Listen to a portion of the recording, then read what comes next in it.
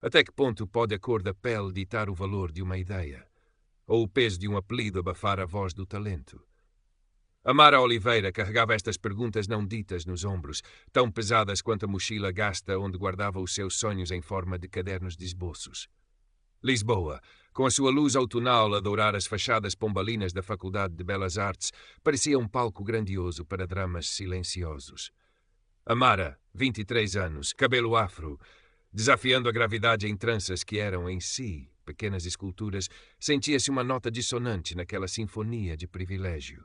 Filha de imigrantes cabo-verdianos, criada nos subúrbios coloridos mas esquecidos da cidade, a sua presença ali, entre os herdeiros de nomes sonantes e fortunas antigas, era uma conquista diária, uma bolsa de estudo arrancada a ferros e talento.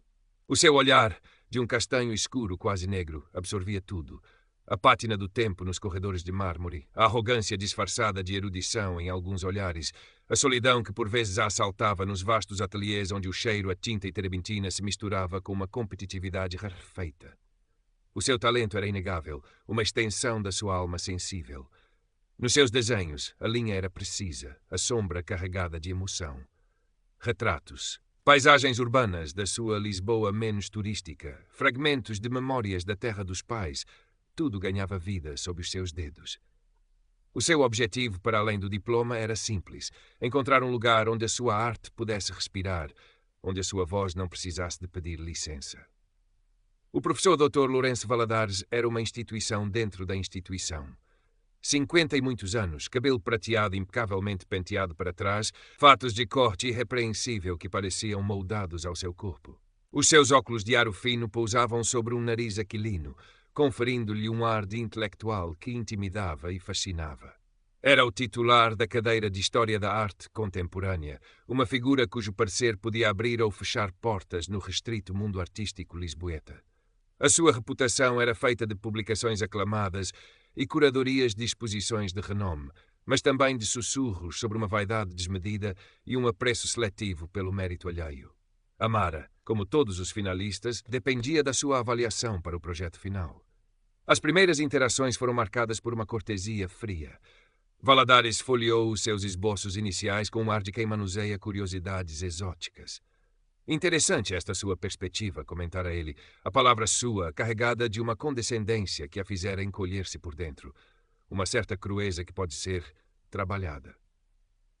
O conceito que Amara desenvolvia com paixão era uma série intitulada Máscaras Sociais e Identidade na Diáspora. Queria explorar, através de retratos e instalações, as múltiplas camadas que os indivíduos, especialmente os pertencentes a minorias, construíam para navegar em sociedades que nem sempre os acolhiam de braços abertos. Era um tema profundamente pessoal, nascido da sua própria experiência e das histórias da sua comunidade. Numa tarde fria de novembro, Valadares convocou ao seu gabinete, um espaço amplo e sombrio, forrado de livros do chão ao teto, com um cheiro característico a papel velho e cera de móveis. Menina Oliveira, começou ele, a voz untuosa, os dedos finos a brincar com uma caneta de prata. Tenho pensado no seu projeto. É promissor, muito promissor. Amara sentiu um fugaz raio de esperança. Obrigada, senhor professor. No entanto, continuou ele, inclinando-se ligeiramente na sua cadeira de cabedal, carece de uma certa fundamentação teórica, uma estrutura acadêmica mais robusta.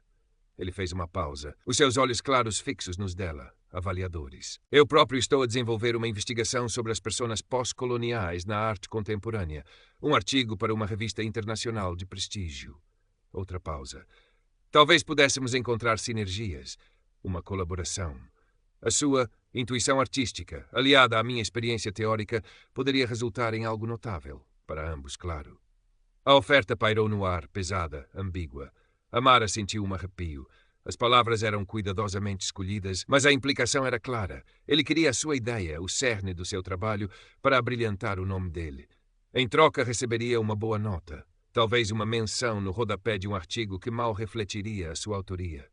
A sua alma artística gritou em protesto silencioso.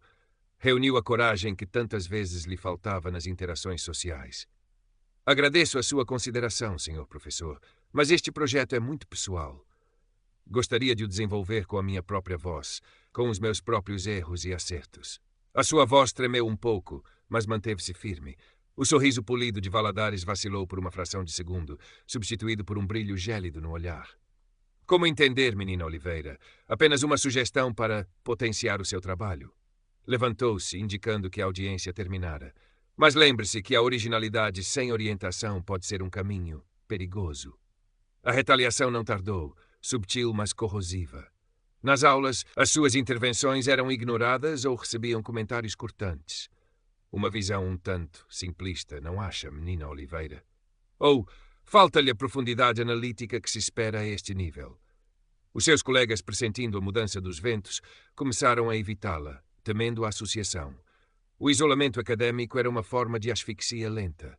O golpe mais duro veio algumas semanas depois. Numa conferência interna da faculdade, com o auditório repleto de alunos e professores, Lourenço Valadares apresentou, com a sua habitual eloquência, uma comunicação intitulada A Desconstrução da Persona Pós-Colonial na Arte Lusófona Emergente. Era a ideia de Amara, dissecada, intelectualizada, adornada com citações de Foucault e Fanon, mas inconfundivelmente dela. A audiência aplaudiu com entusiasmo. Valadares sorriu, modesto, aceitando os cumprimentos. Amara sentiu o chão fugir-lhe debaixo dos pés. Era um roubo à luz do dia, perpetrado com a arrogância de quem se sabe impune. Desesperada, tentou falar com o coordenador do curso, um professor mais velho, de ar cansado. Ouviu-a com impaciência, os olhos a vaguear pelos papéis na sua secretária. Minha querida, disse ele com um suspiro, o professor Valadares é uma figura proeminente.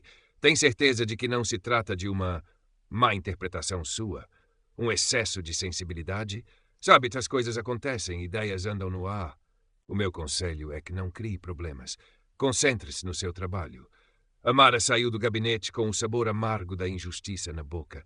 Sentia-se invisível, a sua voz abafada pelo peso da hierarquia e do preconceito velado. Isolou-se no seu pequeno quarto alugado na mouraria, os esboços espalhados pelo chão, testemunhas silenciosas da sua angústia. A raiva, inicialmente uma brasa, começava a transformar-se numa chama fria e determinada. Eles podiam tentar roubar as suas palavras, mas não a sua mão, não a sua alma. Foi Diogo Mendes quem primeiro quebrou o círculo de silêncio. Colega de curso, um rapaz magro de óculos, geralmente absorto nos seus próprios projetos de videoarte, aproximou-se dela no pátio da faculdade durante uma pausa. Amara, começou, hesitante. Eu estive na conferência e nas aulas. O que o Valadares está a fazer não é correto. Os olhos de Amara encontraram os dele. Surpresa. Eu sei, respondeu ela. A voz dele. Não és a primeira, disse Diogo, baixando a voz. Lembro-me de um antigo aluno há uns anos. Queixou-se de algo parecido. Ideias sugeridas que depois apareciam como dele. Nunca deu em nada, claro. Uma cumplicidade frágil nasceu ali, entre o cheiro a café da cantina e o som distante do elétrico 28. Diogo, com a sua familiaridade com os meandros digitais, começou a procurar discretamente nos arquivos online da faculdade, em blogs antigos de alunos, qualquer vestígio de padrões semelhantes no comportamento de Valadares. A outra aliada surgiu de onde Amara menos esperava. Dona Celeste, uma mulher na casa dos 60, o rosto vincado pelo sol de Cabo Verde e pelo trabalho árduo, era uma das funcionárias da limpeza da faculdade. Movia-se pelos corredores com uma dignidade silenciosa, os seus olhos observando tudo, desde os restos de materiais nos ateliês até as conversas apressadas dos alunos. Amara cumprimentava sempre com um sorriso, reconhecendo nela um eco da sua própria herança.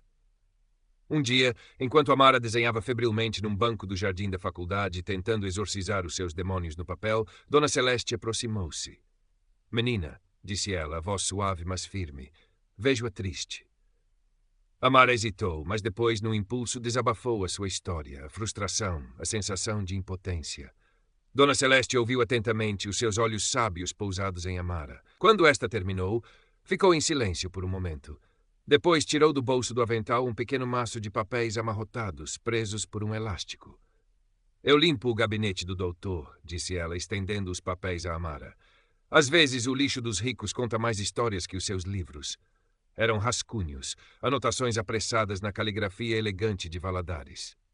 Neles, Amara reconheceu com um choque frases inteiras, conceitos nucleares do seu projeto Máscaras Sociais, claramente anotados após a reunião que tivera com ele. Havia até uma data num canto de uma das folhas, confirmando a sua suspeita. Valadares não só se apropriara da sua ideia, como a tinha metodicamente registado para uso próprio. Obrigada, Dona Celeste, sussurrou Amara, os olhos marejados. Não sei como agradecer. Dona Celeste sorriu, um sorriso que iluminava o seu rosto. A verdade é como o azeite, menina. Vem sempre ao de cima. Com as provas de Dona Celeste e a ajuda de Diogo na pesquisa, Amara sentiu uma nova força. Decidiu que a sua resposta não seria apenas uma queixa formal, destinada a morrer nos corredores burocráticos da faculdade. A sua resposta seria a sua arte.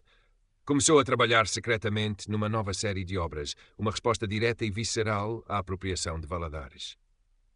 Usou os seus próprios rascunhos, as anotações roubadas, as frases da comunicação dele. As telas enchiam-se de rostos fragmentados, máscaras a cair, figuras presas em teias de engano. A dor e a raiva transformavam-se em pinceladas vigorosas, em cores intensas. Diogo, impressionado com a coragem e o talento de Amara, lembrou-se de um contacto. Isabela Neves, uma jornalista de investigação conhecida pela sua tenacidade em expor injustiças em meios culturais e académicos. Hesitante no início, Isabela concordou em encontrar-se com Amara e Diogo. Ouviu a história, examinou as provas, os rascunhos de Amara, as anotações de Valadares fornecidas por Dona Celeste, os testemunhos de outros alunos que Diogo conseguira encontrar sobre o comportamento predador do professor no passado. O seu interesse aguçou-se. Isto é mais do que um caso de plágio, disse Isabela. Isto é um padrão de abuso de poder. A vernissagem da exposição de finalistas da Faculdade de Belas Artes era o evento do ano. O Salão Nobre, com os seus tetos altos e lustres de cristal, fervilhava de gente. Alunos ansiosos, pais orgulhosos, críticos de arte, galeristas e, claro, o corpo docente em peso. O professor Dr. Lourenço Valadares era uma das estrelas da noite, circulando com a sua habitual pose de eminência parda, recebendo cumprimentos e elogios pela sua recente e brilhante comunicação sobre as personas pós-coloniais. Amara sentia o coração a bater descompassado. As suas obras oficiais estavam expostas, corretas, mas sem a alma que pulsava na série secreta que ela e Diogo tinham preparado. Isabela Neves estava presente, discreta, observando tudo com o seu olhar arguto. Dona Celeste, que raramente aparecia nestes eventos, também lá estava, num canto, um lenço colorido a alegrar o seu uniforme. No auge da noite, Valadares foi convidado a dizer algumas palavras. Subiu a um pequeno estrado, ajustou os óculos e começou o seu discurso. Falou da importância da originalidade, do papel dos mestres em guiar os jovens talentos, da responsabilidade da academia em formar artistas que refletissem sobre o seu tempo. Olhou brevemente na direção de Amara, um sorriso condescendente a pairar nos lábios. É nosso dever, disse ele, incentivar as vozes emergentes, mesmo quando ainda buscam a sua maturidade expressiva. Foi o sinal. Diogo, posicionado perto de um projetor discretamente instalado, carregou no botão. De repente, a parede branca atrás do estrado onde Valadares discursava iluminou-se. Não com mais um discurso, mas com as imagens da série secreta de Amara. Um silêncio chocado caiu sobre o salão.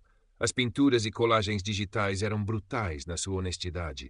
Retratos expressivos de Amara, com fragmentos dos seus próprios rascunhos sobrepostos, justapostos a citações diretas da comunicação de Valadares. Uma imagem particularmente poderosa mostrava uma máscara ornamentada, idêntica a uma que Valadares usara como metáfora no seu discurso, a estilhaçar-se, revelando um rosto vazio por baixo. Outra era um retrato fragmentado do próprio Valadares, construído com recortes das suas anotações roubadas, as palavras originalidade e autoria a escorrer como tinta. A data do rascunho encontrado por Dona Celeste brilhava em destaque numa das projeções. A arte de Amara não precisava de explicações. Era uma acusação visual, eloquente e irrefutável. Valadares parou a meio de uma frase, o rosto pálido. Virou-se para a projeção, os olhos arregalados, a sua compostura a estilhaçar-se como a máscara na obra de Amara. Isabela Neves moveu-se rapidamente. Com um microfone na mão, aproximou-se do estrado. Professor Valadares, a sua voz soou clara e firme no silêncio tenso. Estas obras parecem levantar questões sérias sobre a autoria das ideias que apresentou recentemente. Poderia comentar a notável semelhança com os trabalhos preparatórios da sua aluna Amara Oliveira e estas anotações datadas. Murmúrios percorreram a sala. Os telemóveis começaram a gravar. Os membros da direção da faculdade cochichavam entre si, os rostos carregados de preocupação. Valadares abriu a boca para responder, mas apenas um som estrangulado saiu. Tentou reaver a sua pose de autoridade, mas era tarde demais. A sua arrogância habitual transformara-se num pânico mal disfarçado. Isto é, um ultraje. Uma conspiração de uma aluna descontente. Mas as suas palavras soavam ocas perante a força das imagens. A arte de Amara falava mais alto, com uma verdade que nenhuma negação pomposa poderia abafar. Diogo projetou então lado a lado os esboços originais de Amara e excertos da investigação de Valadares. A apropriação era flagrante, dolorosamente óbvia. Dona Celeste, no seu canto, sorriu. Um sorriso pequeno, mas imensamente satisfeito. Nas semanas que se seguiram, o escândalo abalou os alicerces da venerável Faculdade de Belas Artes e reverberou pelo mundo artístico lisboeta. A história de Amara, impulsionada pela reportagem investigativa de Isabela Neves, tornou-se viral. Artista revela fraude de professor catedrático em plena vernissage era uma das muitas manchetes. A pressão pública foi imensa. A direção da faculdade, inicialmente hesitante, viu-se forçada a agir. Lourenço Valadares foi suspenso das suas funções e alvo de uma investigação interna formal. Outros antigos alunos, encorajados pela coragem de Amara, apresentaram as suas próprias queixas. A reputação de Valadares, construída ao longo de décadas de autoproclamação e intimidação, desmoronou-se como um castelo de cartas. O seu nome, antes sinônimo de erudição, tornou-se um símbolo de apropriação e abuso de poder. Amara, embora emocionalmente exausta pela provação, sentiu uma onda de validação e alívio. A sua contraexposição improvisada tornou-se um fenómeno. Galerias e críticos que antes mal notariam o seu nome agora disputavam a sua atenção, interessados não só na história por detrás das obras, mas na força inegável do seu talento. Recebeu um convite para uma residência artística numa conceituada fundação e várias propostas para expor individualmente. Diogo tornou-se um amigo leal, a cumplicidade forjada na adversidade a uni-los. Dona Celeste continuava o seu trabalho discreto, mas sempre que via Amara, os seus olhos brilhavam com um orgulho maternal. A história da Amara desencadeou um debate muito necessário sobre o plágio, o assédio moral, o preconceito racial e de classe nas instituições académicas e artísticas em Portugal. Outras vozes antes silenciadas começaram a erguer-se. Numa tarde soalheira, sentada num banco do Jardim da Estrela, Amara abriu um novo caderno de esboços. As páginas brancas à sua frente já não pareciam um desafio intimidante, mas um convite. A sua jornada tinha sido dolorosa, mas ensinara-lhe o poder da sua voz e da sua arte. Sabia que a luta por um sistema mais justo, onde o talento não fosse medido pela cor da pele ou pelo peso do apelido, estava longe de terminar. Mas já não se sentia sozinha, nem impotente. Com um pequeno sorriso determinado, mergulhou o lápis no papel. Um novo traço, uma nova história a começar. E desta vez a sua voz ecoaria clara e forte, sem pedir licença a ninguém.